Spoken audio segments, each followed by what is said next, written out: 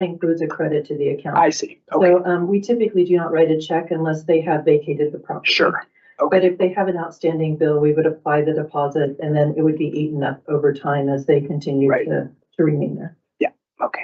Thank you.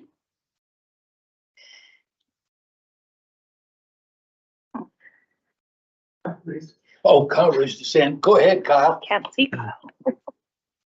Thank you, Mayor. And thanks, Jill, for the additional information. I know we had this spreadsheet last week, but I appreciate you bringing it back up again because this was extremely helpful for my own personal kind of information. My question is, so I made the comment last week that I think seeking to improve our collection rate and reduce the write-off to that enterprise fund is an admirable pursuit, and I appreciate you and your staff working towards that. My question is, other than the result in the enterprise fund having to cover that write-off through a slight increase to future rates, what other negative impact does it have on the enterprise fund and or city staff responsible for carrying out those duties? Or is that the sole and exclusive drawback of the current, of the status quo, is that regular taxpayers are having to cover that shortfall through increased rates after the fact? Thank you. Great question. So it is the second option that you gave me there.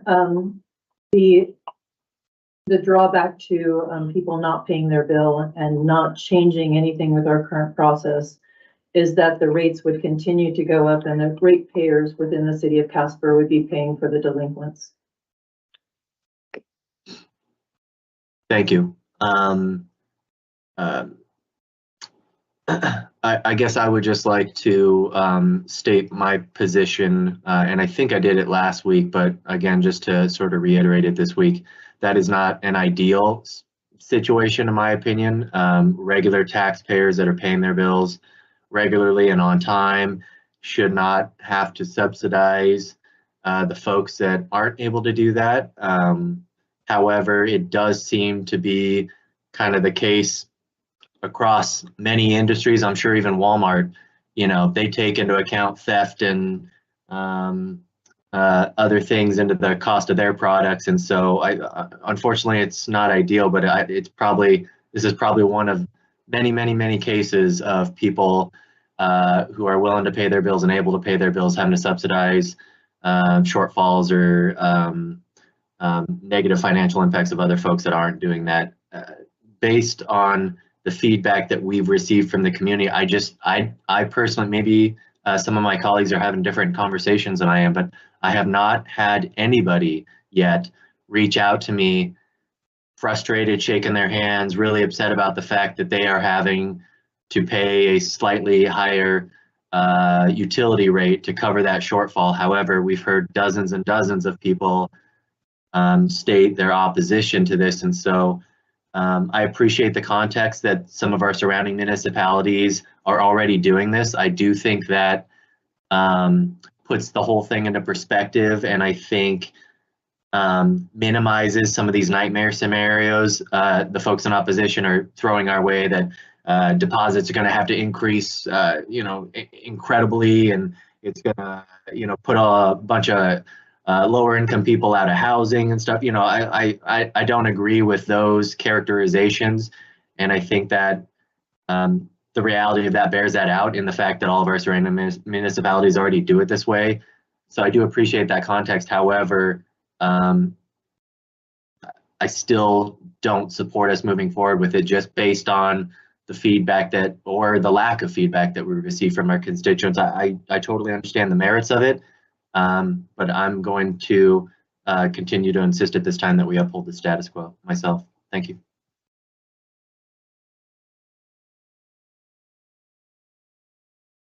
Okay.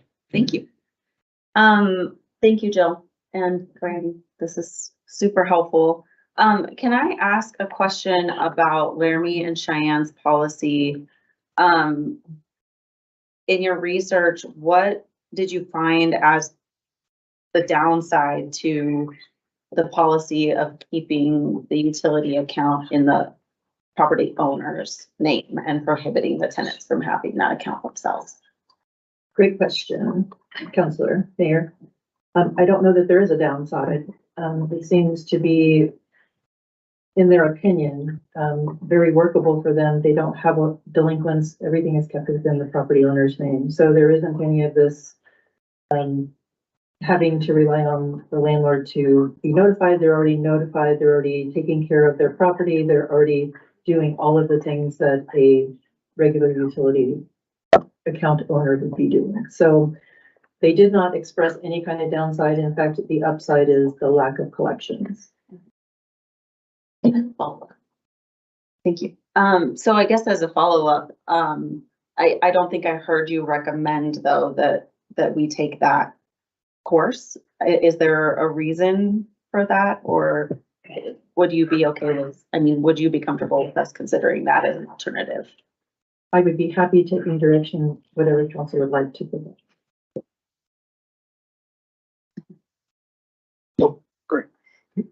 Mr. Mayor, Councilor, if you don't mind my responding to that, I think that would be a better alternative than staying in the status quo.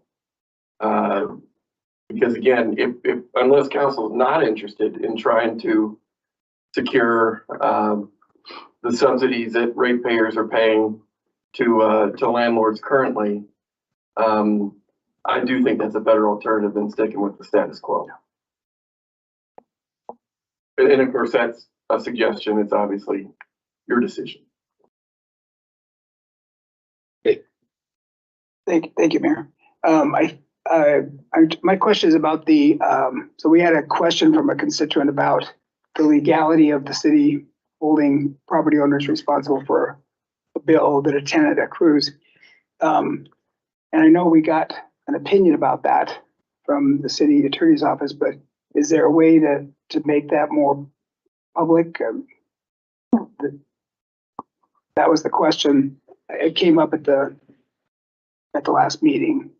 So, Mr. Mayor, Councilor, the opinion that was rendered to council from my office is yours to share or not. And yeah, I mean, if you'd like it, I could certainly walk through the analysis. It would take me about 3 minutes, I think, here in a public work session, but it's the privilege is yours to weigh, and if you'd like me to share it with the public, I'm happy to do so. Sure. Yeah. I think that would be a good idea.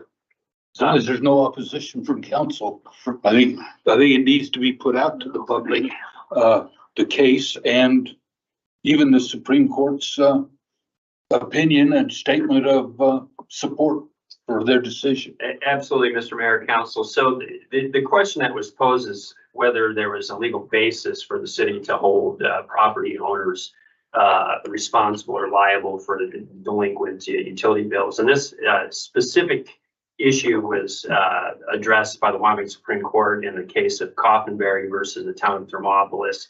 And that was specifically the town of Thermopolis was looking to make a change such that we're contemplating here today. And a citizen challenged it on constitutional grounds. And the Wyoming Supreme Court said clearly it is within the right of the municipality to collect the charges. And if they so choose to collect them against the property owners, then that is an implied power. I think there was a quote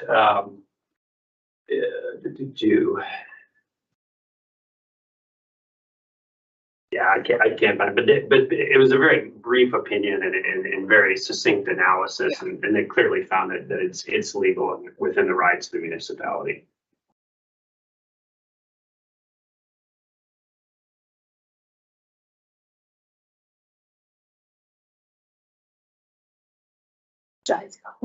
Yeah. Michael B. Ray.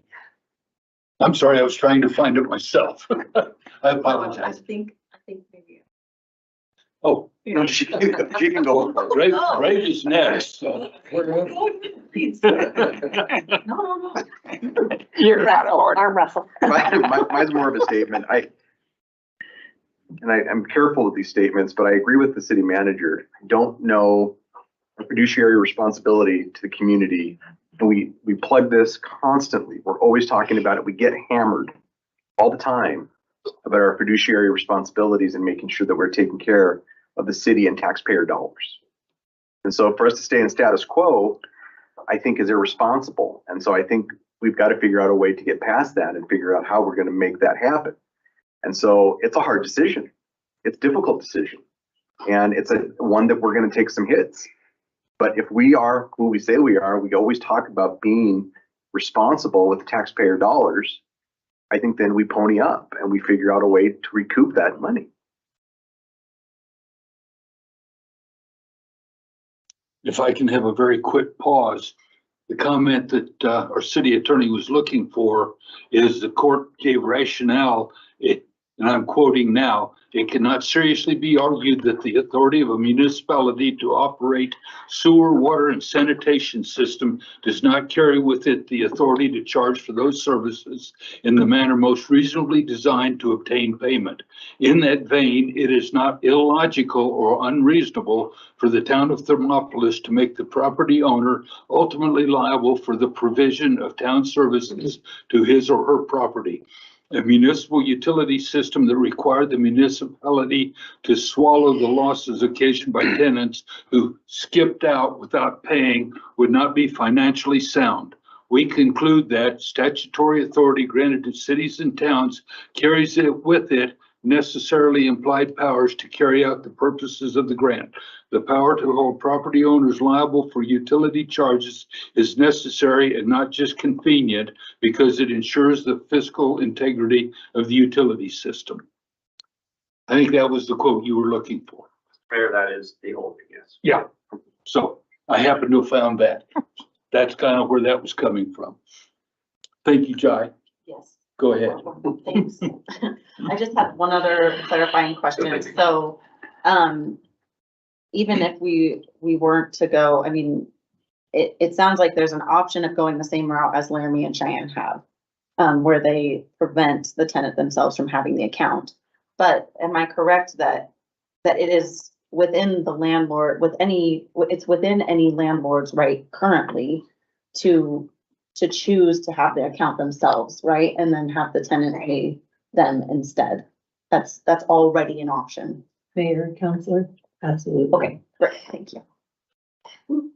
As a follow-up to that, I've had a couple of landlords specifically state that that's exactly what they do because they actually want their lawns and things kept up.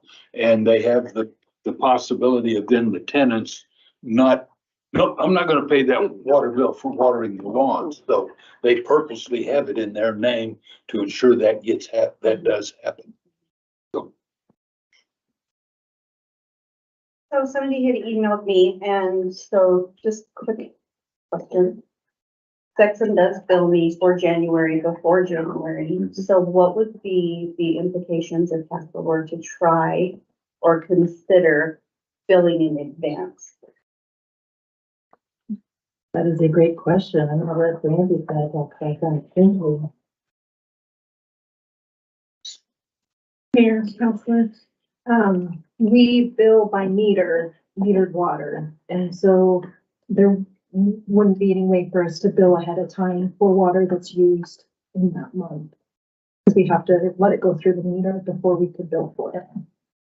We would be able to bill sewer and sanitation ahead of time, but we would not be able to accommodate the metered water. And if you don't do that one, you can't do the other two. When I gas, What's that? when I just gas the number and bill it for again.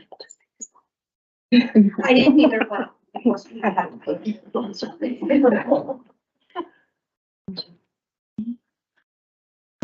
Oh, yeah, go ahead. So when it comes to Kyle, I fully agree that collections and loss of that money are a cost of business. However, I believe that being a landlord is the business, and I feel like that should fall on them and not on us. Thank you. And I realize that Amber is not, oh, hang on just a second, Kyle. I got you here. I'm gonna bring up a question or two from Amber that she had emailed me. So one of her comments was, let's see. A few folks, there've been times when landlord agreements, basically, is there any way that we can strengthen landlord agreements? I've heard from a few folks that there've been times that landlord agreements do not get implemented correctly when circumstances require utilities to be shut off or transferred. How do we track those particular occurrences? And is there any way that, or any mechanism for the debt to follow the tenant? That's two questions, I understand. Mayor, councilors, I'm going to take a stab at this, but really, Brandy is the expert on this question. It is my understanding that there is a lot of times, in fact, more than a lot of times, where we don't know that the tenant has vacated the property. So when you talk about the landlord agreement, and we've had this discussion a couple of times, I want to make sure that we're clear on what that landlord agreement does.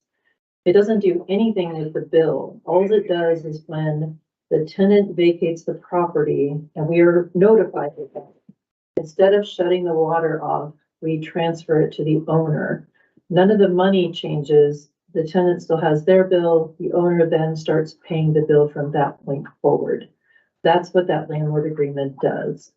As far as how her team tracks it, I'm going to defer that one to Brandy. Like I said, she is truly the expert on this question. As a follow-up to that, basically, unless the landlord knows that the tenant has left, then they have no way of knowing, so that if the tenant just packs up and moves out at midnight, the landlord may have no idea that they've left, so no way of knowing that follow-up for them to transfer utilities to them. Is that a reasonable assessment of what you said? That is, in fact, when we do have those midnight move-outs, not only does the landlord not know, the city doesn't know. So the only way that everybody finds out that that tenant is no longer there is the bill doesn't get paid. So now we are in a delinquent status because, again, we would do the delinquent notice at 31 days. With the new ordinance, we would send that to both the tenant and the landlord, so they would then be aware that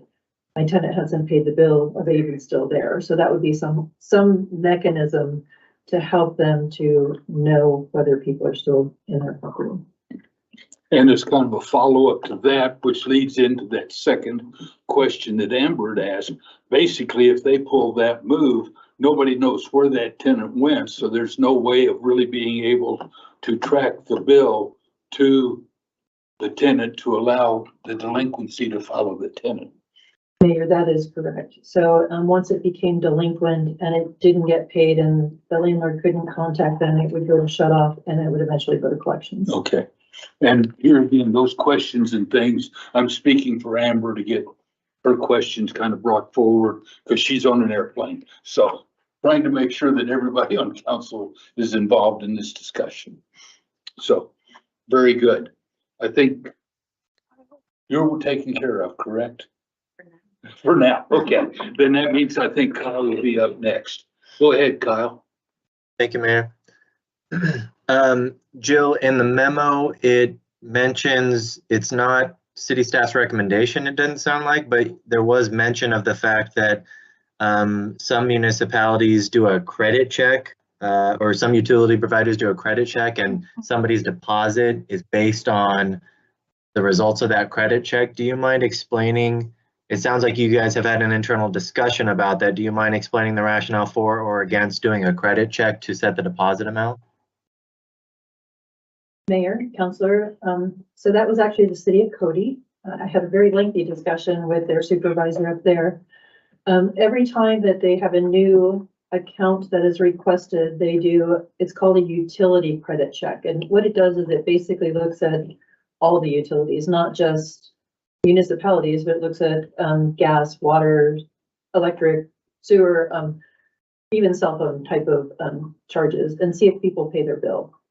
So based on what type of response we get from the credit check, or they get from the credit check organization, they would then set their deposit. If you have good payment history, it would probably be a 0. If it was, moderate or, I don't know what moderate would be, but maybe you're late once in the last 5 years or something like that, then it would be the next level. So they have different levels based on different criteria. What those exact criteria are, I do not know. She did not go into that kind of detail. The thing that I would not recommend on that is a couple of things. First of all, there is a fee to start doing credit checks on every person who would come in and request new service. So it would again be an additional expense where we're trying to reduce the amount of money we have going out. So that was really basically the reason why we would not recommend that, although the city of Cody really swears by it and say that it really has helped them reduce their outstanding receivables.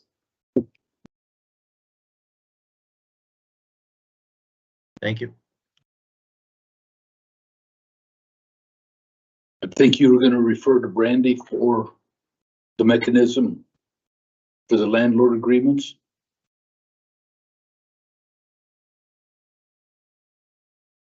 So it's a, mayor and councilors, it's a, like a pop-up message that tells us that there's a landlord agreement on the account. And so that's how we track landlord agreements, is that anytime we pull up that account, it automatically pops up and says there's a landlord agreement with this property.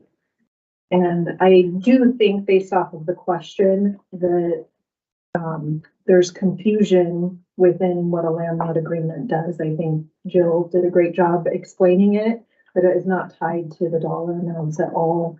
And typically when landlords tell us that we didn't do it, it's that we were not informed that that tenant vacated the property.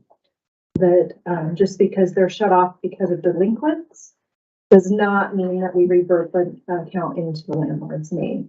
The account has to be completely closed out, which happens at that 60-day mark of non-payment when we send it to collection. Thank you. So, any other questions from council? Or Mr. Mayor, any other homework we can work on? Thank you. Be happy to do. I guess the next thing then is we've heard the pros and the cons, and we have several options before us. I guess I would agree kind of with what Randy said as well, that basically they're the ones that are in business to make money, and it should be part of their business plan to figure out how to get the money. I used earlier today that in my business, we had a client stiff us for between two of them about $100,000. Can I come to the city and ask them to pay my delinquent accounts, which is in essence to me exactly what the landlords are asking us to do. And so I guess I'm in favor of going ahead and making, and this is personally, this is not the council's opinion yet. Want to make sure that's clear, but I'm in favor of ultimately making the landlord responsible. It's their business, their property. They are choosing to rent it. They are choosing who they are leasing to, and potentially it should be up to them to be running the credit checks. So that's where I stand. Yeah, I'm gonna, this is a tough decision. I've heard from, landlords from both sides.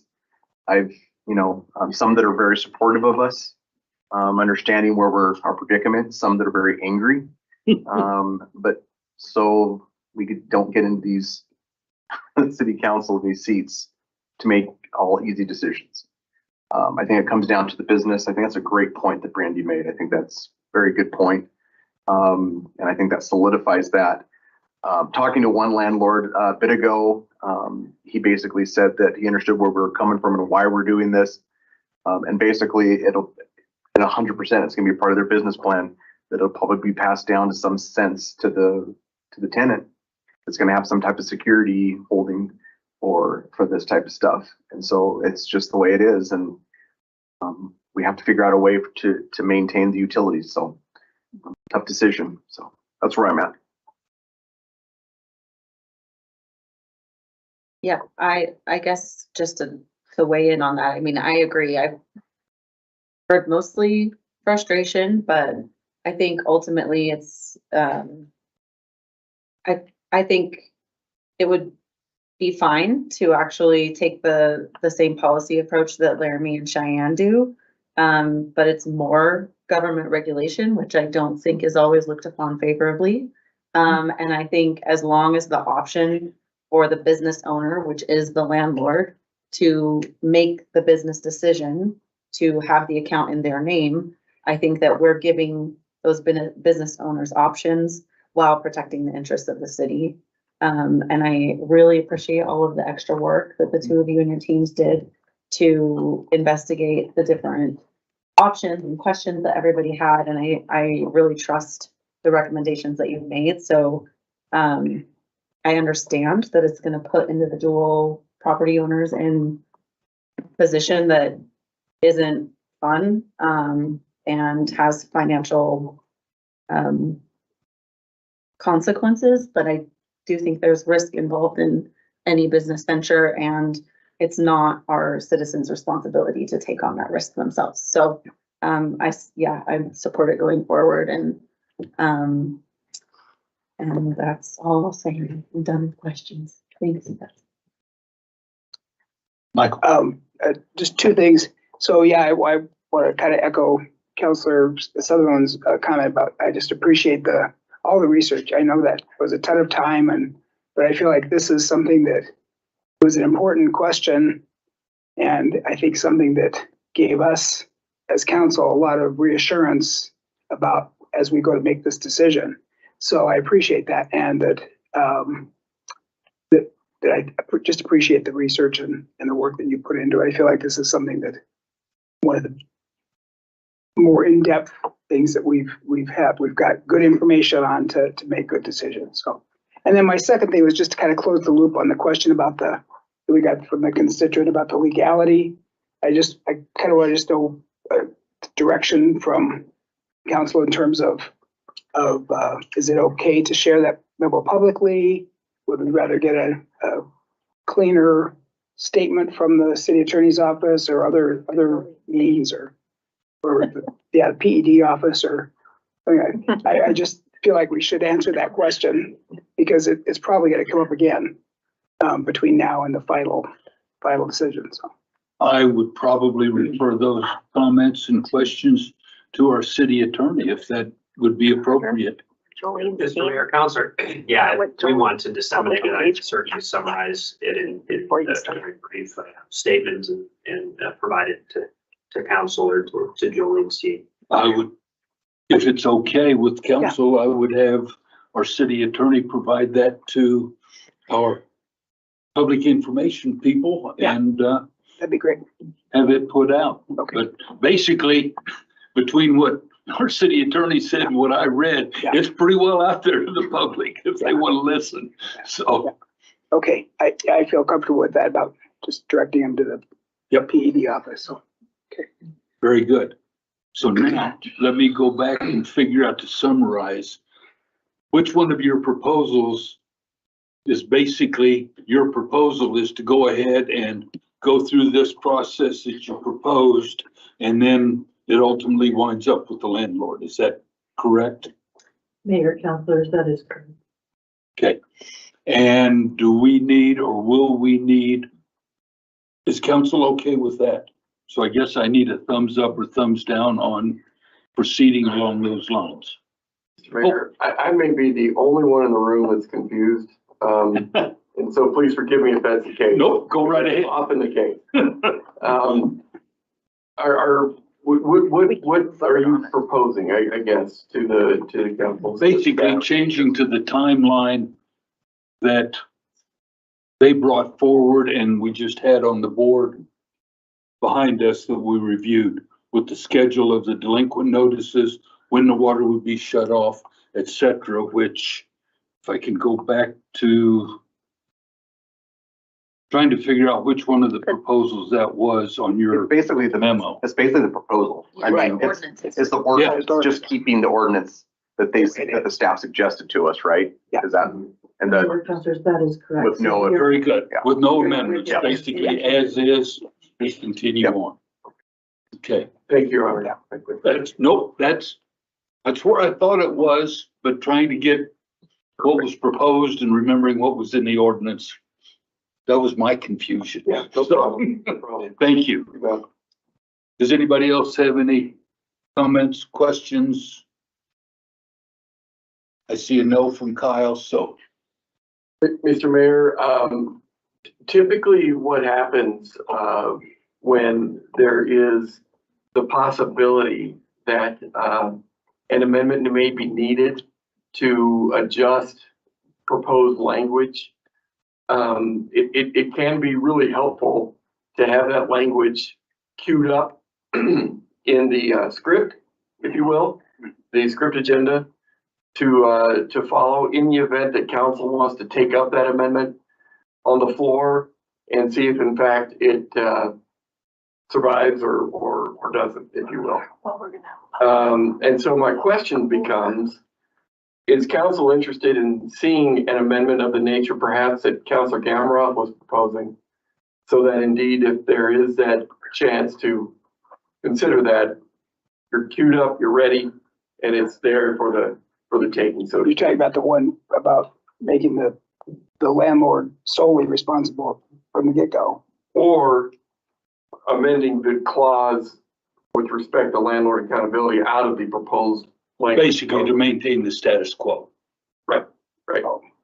Oh, It's a question for you. I've got Councilor Gamroff raising his hand, so we will see what, oh, he's up there too. Okay. Go ahead. Thank you, Kyle. Mayor. And thanks, Carter, for the suggestion. I appreciate your willingness to do that. But I don't think staff needs to spend their time. You know, I might reiterate again my stance when we take a vote, but I don't think it's necessary that staff spend any of your time drafting up an amendment. But I do appreciate you thinking about that. Thanks. Any other comments about amendments?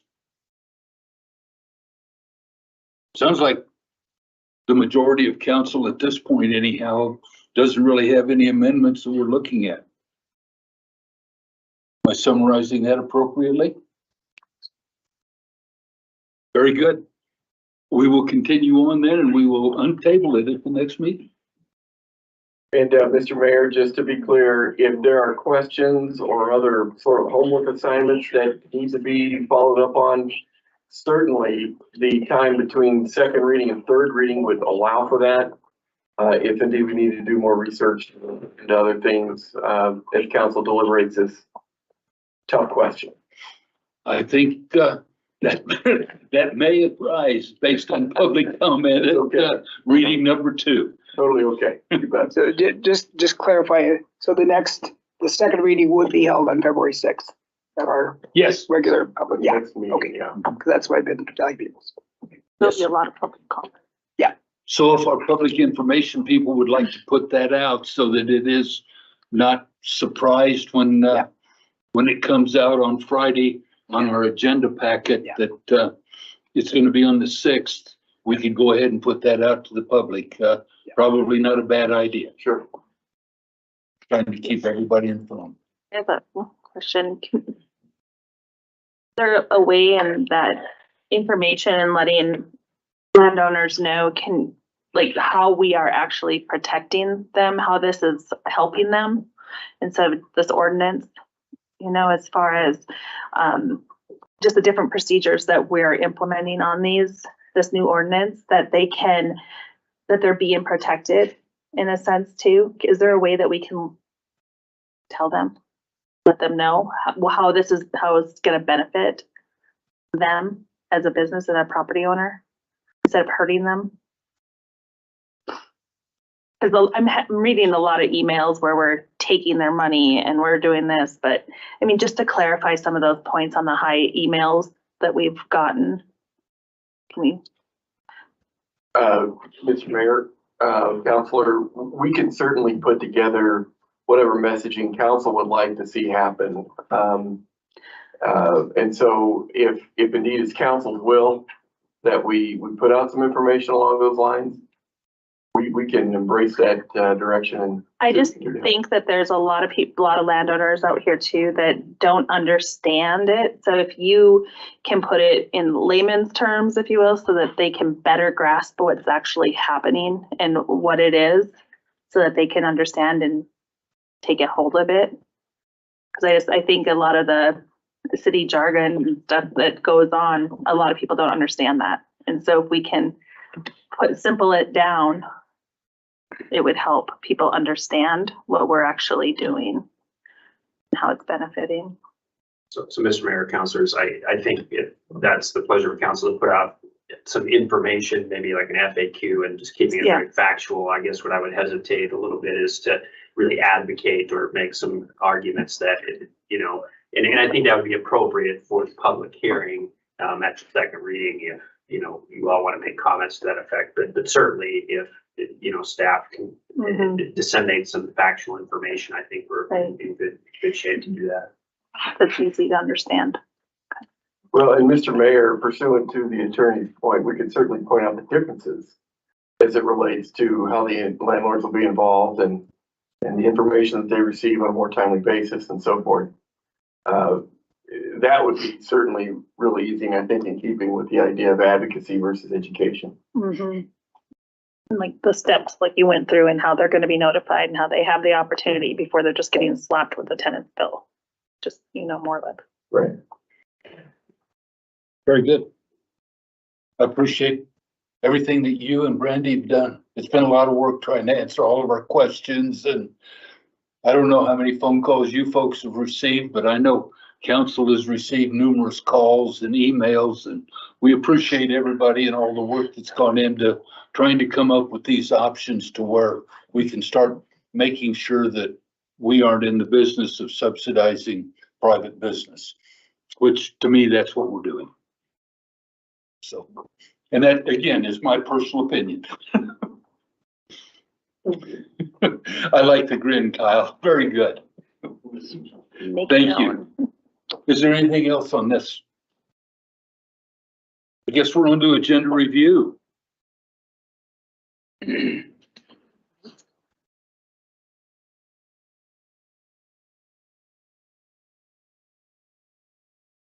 And I think Brandy, are you gonna bring, thank you.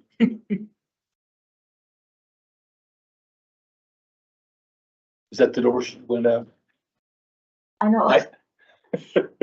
She snuck out on me Oh, too. Lisa, yeah. Yes. You can't see down there anymore.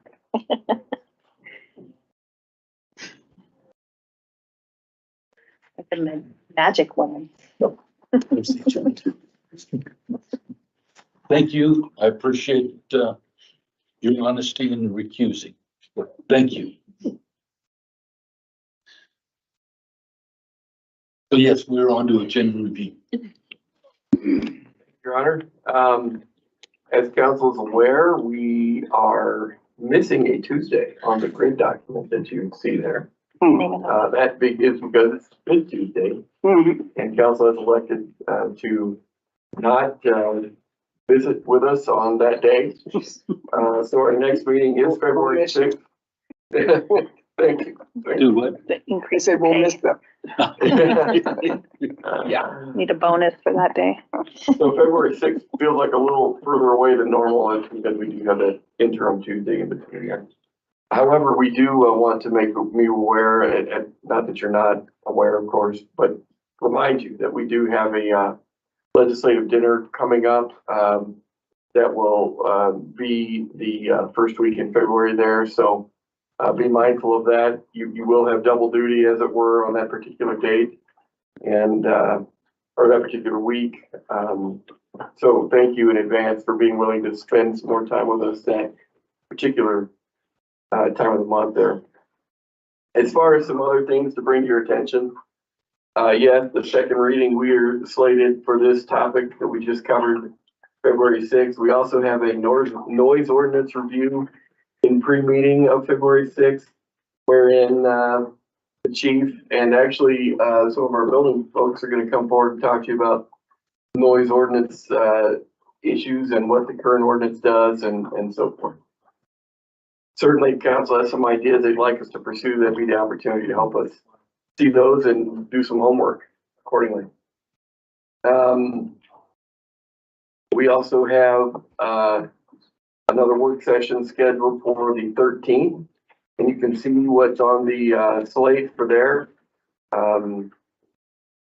Myers was queued up for an outstanding performance that evening with the council goals update. That will be a year, believe it or not, since we've met on that topic, or since we initiated that topic, I should say, for this current council's seating. Seems like that's been a quick year. I told you a little bit about the need to talk to you some more about capital for the wastewater treatment plant. You can see that on the 13th there for the tentative agenda.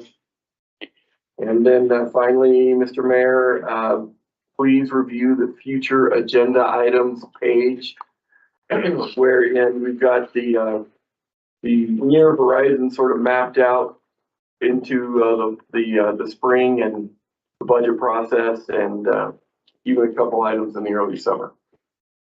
If there's anything missing there that you didn't see docketed, or otherwise ideas you'd like us to follow up on, this page is meant for that purpose.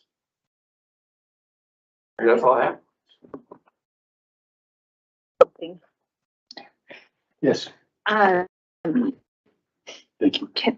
can we, is there some time worked in here and during a work session that we can talk about the loud noises? I know that we already have an ordinance, but more specifically, like the regulations on tailpipes and stuff like that. I mean, is that before summer? Mr. Mayor, Councilor, that was the intent for the pre-meeting topic on the 6th. Okay. So we could talk all things Okay, cool. noise regulation. You bet. Okay, I missed that one if you said it. That's okay. That's okay. Is he looking at all the other good stuff? Oh, yeah, I see it.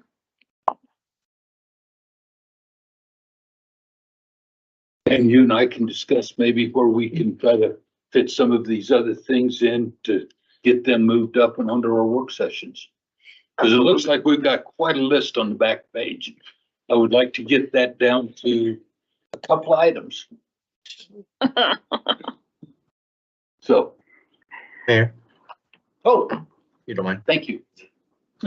Thank you. I had just one question, if you don't mind, on the agenda review. So I see at our February 6th meeting, we're approving the purchases of a 36-ton excavator for $329,000 and then two 27-yard sanitation trucks for about $330,000.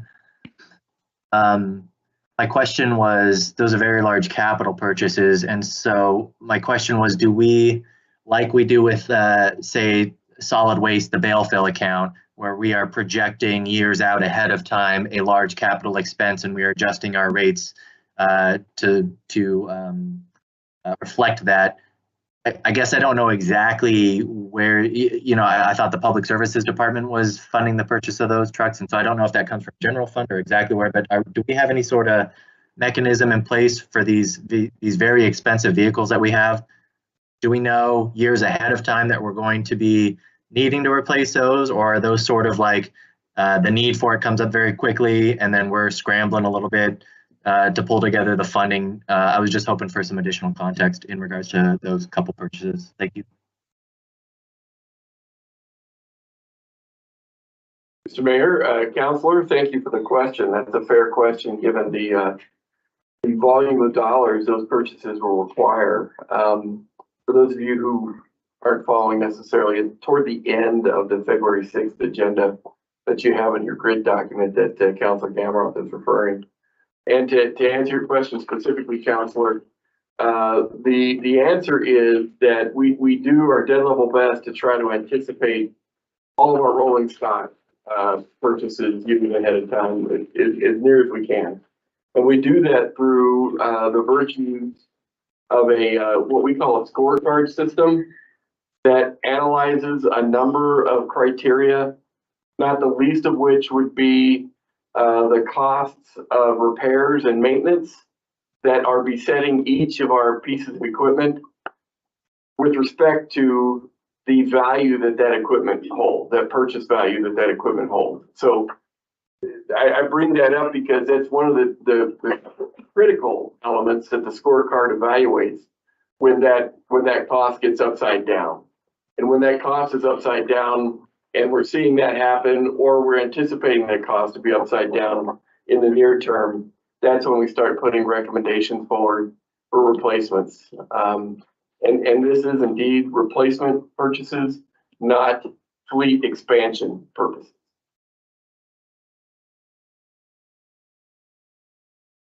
Was he froze? I couldn't tell if he was like deadlocked on me, like, geez. I think we may have lost Kyle.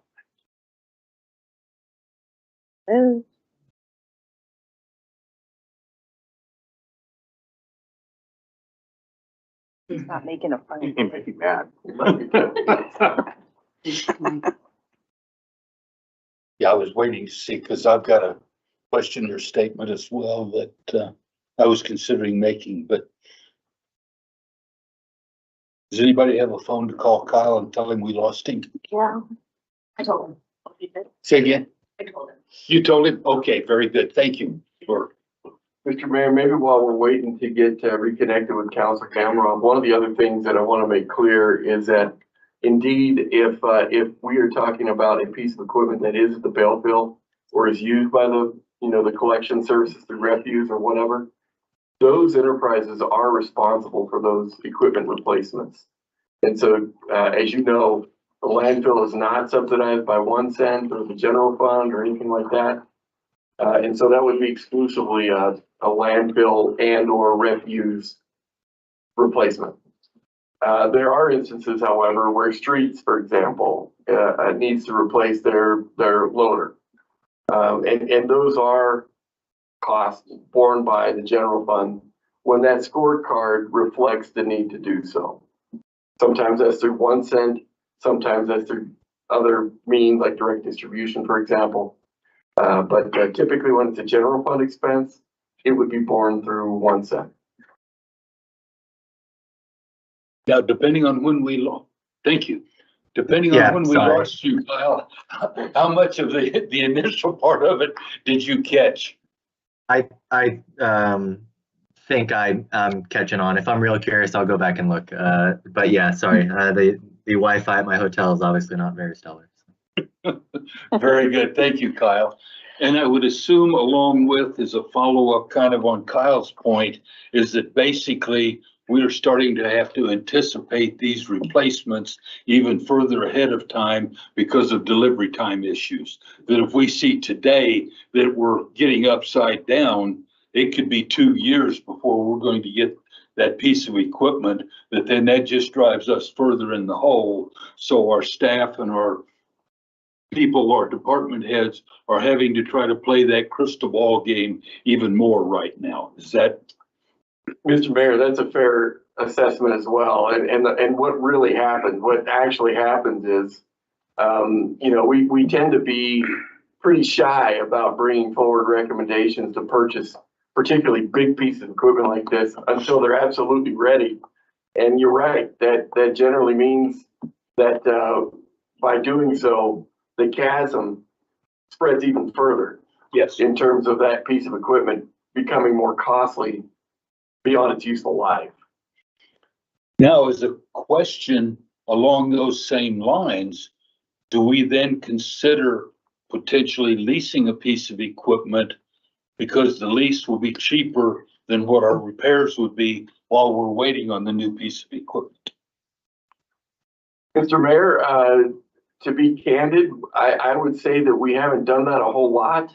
But indeed, that given what we're facing right now in terms of lead time and so on, that may end up being a better alternative for us while we try to wait these arrivals out. I was just curious because that becomes, I think, would be another option so that we don't get so far upside down. Right. Just throwing that out. Very good. You taken care of with your answers, Kyle? Thank you. Anything else on the agenda? I guess then it's time for council around the table. We'll start off with Mr. Bond. Thank you, Mayor. Not much other than I do want to really thank all the staff who provided such good information today. It's amazing what the quality of information. I just appreciate all the work you all do, and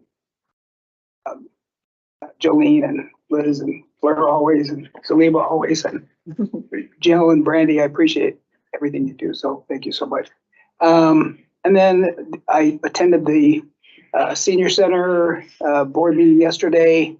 They have a fundraiser coming up on April 26th. I think it is. It's Friday, the night at the races. So I'm sure some of you can look forward to getting an invitation to be a rider Cowboy? again. A cowboy? Councilor Pacheco and Did it last year. Councilor Gamroth. They did represented as well last year as riders. So in the race. So that was good. Jockeys.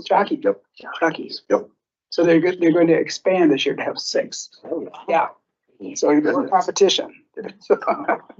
But they're very happy. They have their 1 cent contract. They're happy. So I have. Ms. Jensen. Okay, wasn't sure if you're going the other way. All right, so yeah, I did a few things. So starting last week, I did, the Chamber of Commerce had one of their after-hour events, which was awesome. It was a great turnout too, and it was over at the Range is what it's called, and it's attached to 5150. They have the golf simulators and such there, which is also connected to 307 tennis. So if anybody hasn't checked out that new business, it's pretty fun and a cool atmosphere for sure. I also attended a Old Yellowstone District Architectural Review meeting, just reviewing some plans for the Bullhorn Brewery down there, and that's the Old Yellowstone Garage. So working on plans for that, and then went to the regular OYD meeting, and we discussed upcoming projects for that district and welcomed some new board members, and Kyle was there too, so I'll let him fill you in on the rest of it. I didn't want to steal it all. But that's about it. Mr. Pacheco. I don't have anything. Whoa. Good. Mr. Gamroth.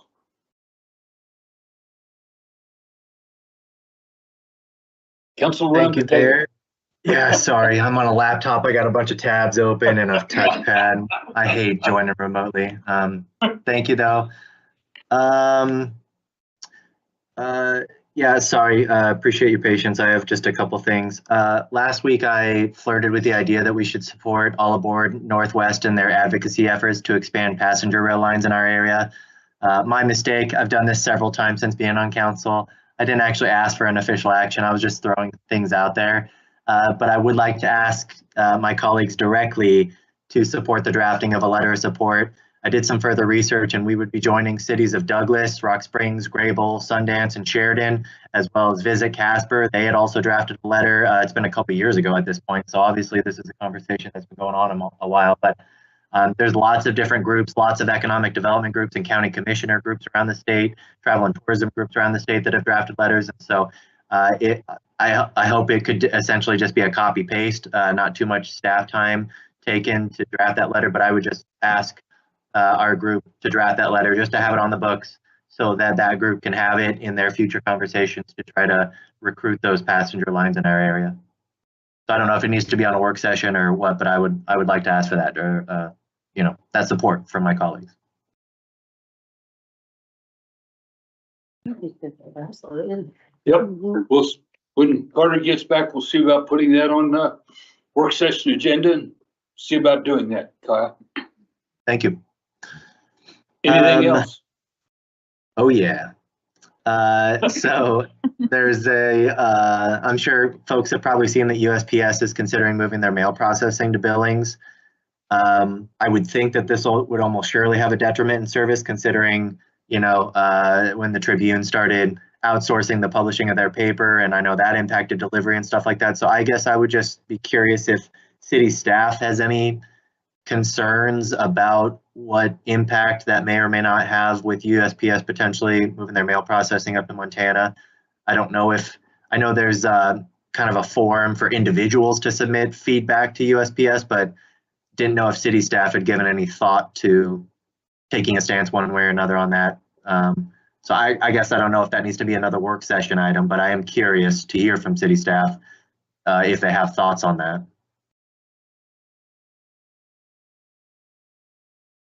We can bring that up. Speaking of Vidal. Oh, boy. Kyle had brought up a couple of issues, Sure. wondering if we could wind up putting on a work session 2 items. One of them would be a letter of support for extending the rail service on up to Casper and maybe through Visit Casper, Advance Casper, etc. The other thing was the impact that staff feels about the potential closure of the postage processing center here in Casper, moving that to Billings, and what that might have on the city and the things we send out and do. And I think everybody here was probably in favor of both of those. Yep. Good. Okay. Absolutely. Yep. They will be on the agenda, Kyle. Thank you. That's all I'm going to ask from you this evening. Just a couple updates and then I'll give back the microphone. We had our Metro Animal Shelter Task Force meeting last Wednesday. They recently adjusted hours at the shelter, staying open an hour later till 6 p.m. And that was to give folks the opportunity to come by after work. That was based on some feedback we got. So glad to see that they're responsive to, citizen feedback up there and adjusting those hours as necessary. We have been above capacity at the shelter recently, mostly due in result to a large hoarding case you might have read about. Cowboy State Daily did an article about it last month in which Casper PD and I believe the Sheriff's Department was involved, but we confiscated 13 dogs, 7 cats, a rabbit, and a chicken in a big hoarding case. And it's as it often occurs when we have a big hoarding case and somebody's got dozens and dozens of animals, it totally overwhelms the shelter. Metro has been posting often the candidates for adoption on their Facebook page. So I would just ask my colleagues and anyone else watching, if you don't already follow that page, to follow that page. And then also if you could like, share, or otherwise engage with those posts so that they can get as much exposure as possible. The more quickly we can adopt out those animals, the quicker we can provide some relief to the staff up there. And then also the animals benefit from not being, sitting on top of each other up there as well. So we just ask for the community's help in trying to adopt out those animals. If you're thinking about getting an animal, please consider adopting from Metro.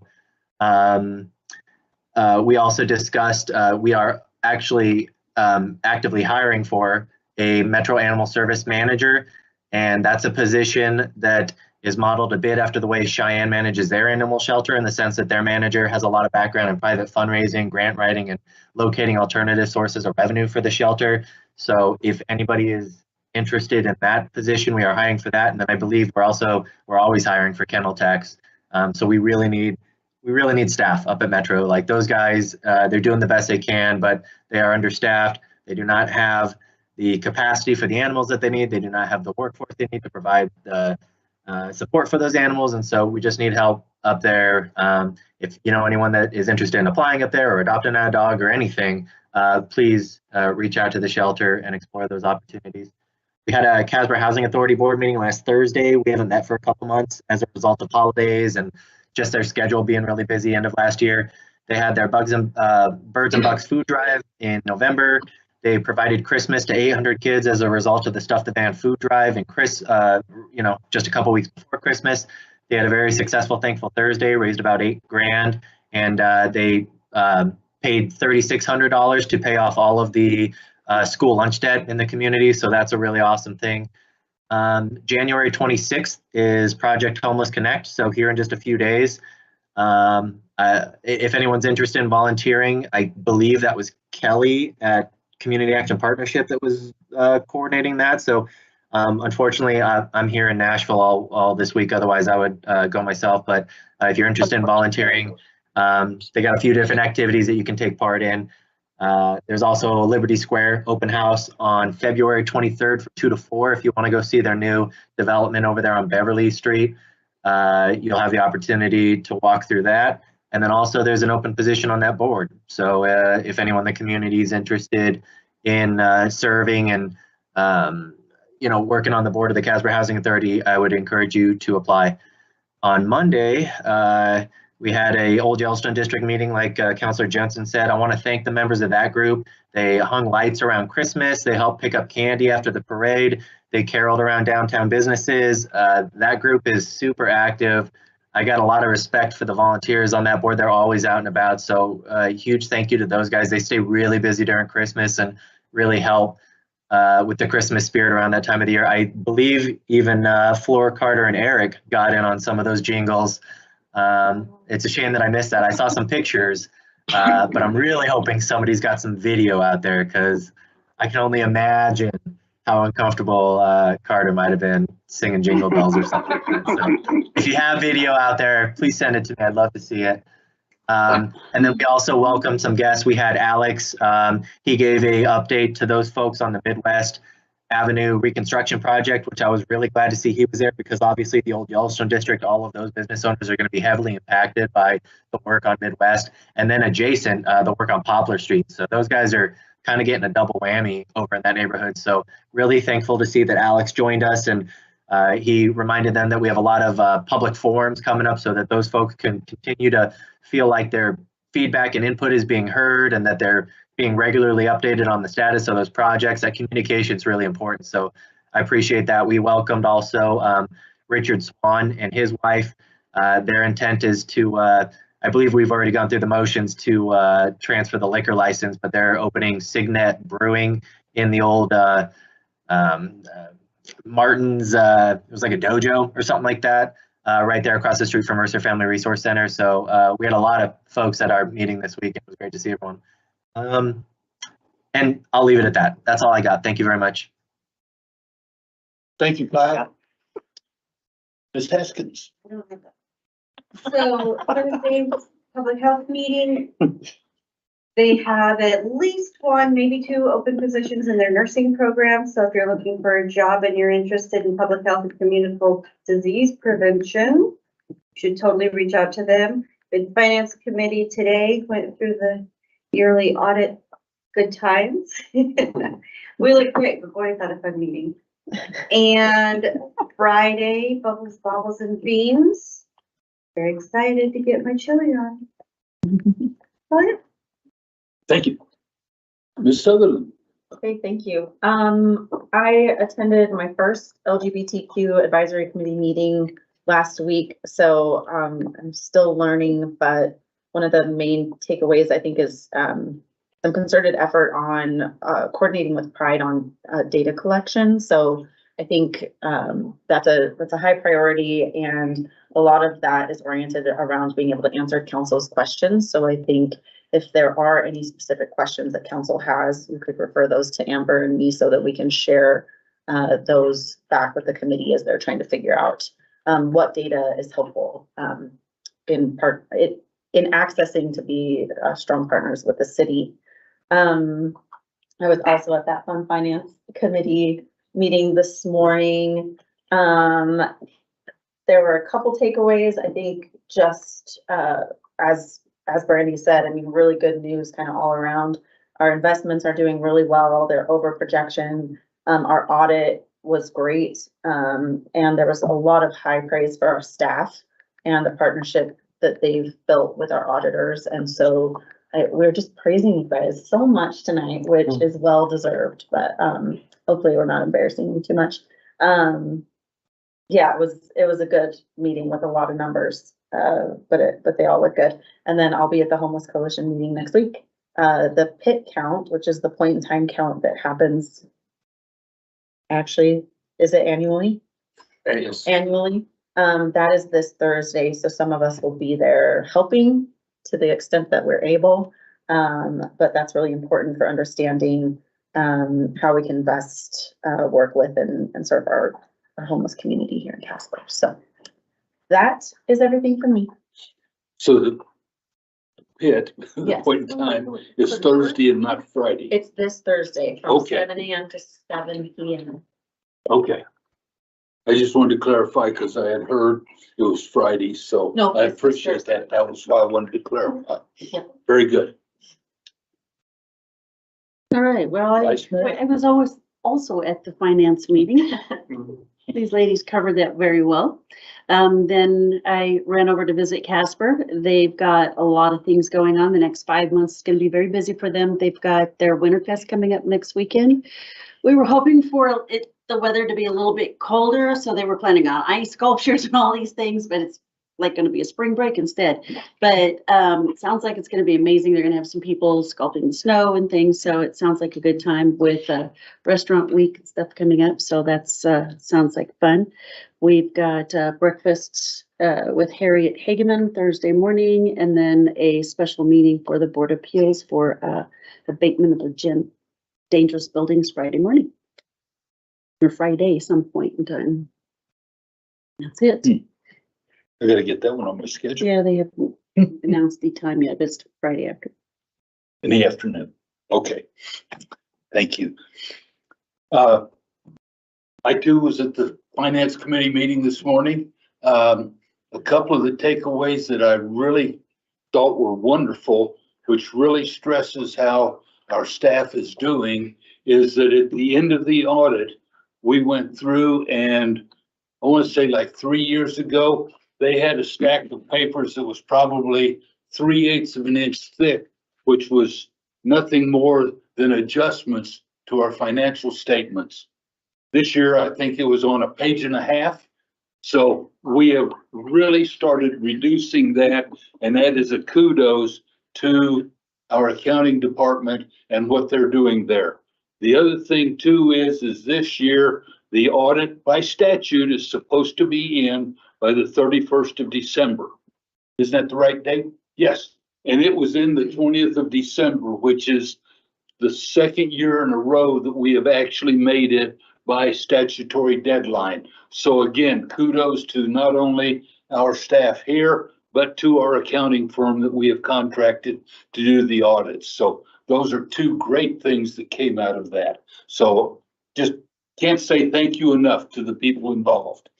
The other thing is, yeah, we had the finance committee meeting, had several meetings last week with the mayor and commissioner breakfast last Thursday morning. That was at 7 o'clock for you late sleepers. So I noticed that was always a comment by the people that went. So thank you for being there as well, Ms. Vice Mayor. So thank you. We do have the breakfast Thursday morning and the other meeting Friday afternoon. Is there anything else that you would like to bring up, since even though it's council around the table? Do you have anything, Mr. City Manager? I don't think so, Your Honor. Thank you. Very good. In that case, then, I will now call the January 23rd, 2024 special council meeting to order. We are missing one member. Chair would entertain a motion to by minute action excuse the absence of Councilor Pollock. Second. Any abstentions or nay votes? All those saying aye? Aye. Please record the vote. Samuel voting aye, and all others voting aye, the motion passes. Would you please join me in the pledge of allegiance?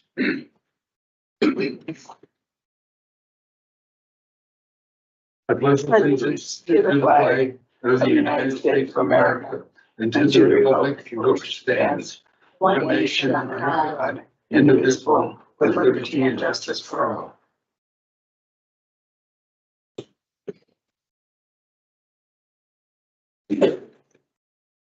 A notice of an executive session to take place at this date and during the meeting was given. We have matter to discuss regarding personnel. Therefore, the chair would entertain a motion to adjourn into executive session at the conclusion of that executive session to reconvene this special meeting solely for the purpose of adjournment of this special meeting. Someone, I'll second. Who moved over here? Jai, I'll second. Yes. There are a majority of members present, and a motion to adjourn into an executive session has been moved and seconded. This motion requires a 2/3 majority of council present. Any abstentions or nay votes? All voting aye? Aye. Aye. Please record the vote. With Counselor Gamma voting aye and all others voting aye, the motion passes. A greater than 2/3 majority of the council present voted in favor of the motion. We are hereby adjourned into an executive session. Thanks, everyone. Thank you, everybody, for coming. Ray, Ray, Ray.